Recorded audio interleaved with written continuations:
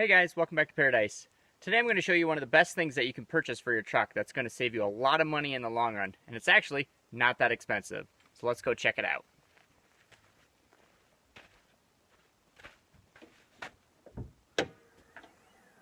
So what we're going to be talking about today is an oil catch can, and this is it right here. And this is going to be installed on our Ford F-150. This is a 2019 model, and it's the 5.0 liter, or as they like to call it, the Coyote. So pretty much what it does here is, so down here there's the crankcase. So I'm just going to kind of go over it really quick here. So there's a crankcase, and it goes up and down, and it's going to have what you call blow-by. And so the engine is going to be putting fuel and air into above it. And while it goes up and down, some air is actually going to seep by the sides of it, and it's going to go down into the crankcase. And if there's no way for the air to escape, it's pretty much just going to build up until there's so much pressure it's going to blow out a seal somewhere. So what Ford did was they made a PCV valve, which this is it right here. It usually goes right here, connecting that to that. PCV stands for positive crankcase ventilation. So pretty much what this is going to do is it's going to take all that extra air that's building up in the crankcase, and it's going to divert it through here, and it's going to put it right on back on top of like the pistons and then get reused again. So it's pretty much the point of it. But the big issue was Ford went to direct injection instead of port side injection. So now we got the fuel and stuff going directly, hence direct injection, directly into the crankcase chamber. So it's going to give you more horsepower, more torque and stuff like that.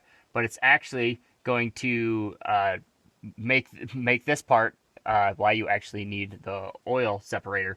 Because so with the air that squeaks through with the blow-by, there's actually going to be oil particles going in through with it. So now it's going to be underneath, and that's not a good spot for it to be. And now it's going to be going through the PCV valve, and it's going to recirculate. So when it recirculates, it's actually going to end up back on top of the pistons. And the pistons are what move up and down again. So it's going to be landing on the top of the pistons. And so it's going to slowly, it's going to keep accumulating on top of the pistons. And it's pretty much going to build up. And then the pistons aren't going to move as well. And it's going to be really bad for your engine, because then you're going to have to rebuild your whole engine if it gets bad enough. But so this thing, it actually is going to divert it. And it's going to go in this hose here, and it's going to go into your oil separator. And the oil is actually going to drop to the bottom. So if any sludge or any oil, anything bigger, is going to go down here. And then there's a filter up here. So when it goes back in, it's going to just allow air to go back through. So it's going to catch all your oil. So this, it has like a little knob down here. You're going to actually turn it, or you can get different ones that twist off, and you're going to have to empty the oil every once in a while, just to see how much oil you're saving from going back into on top of the pistons.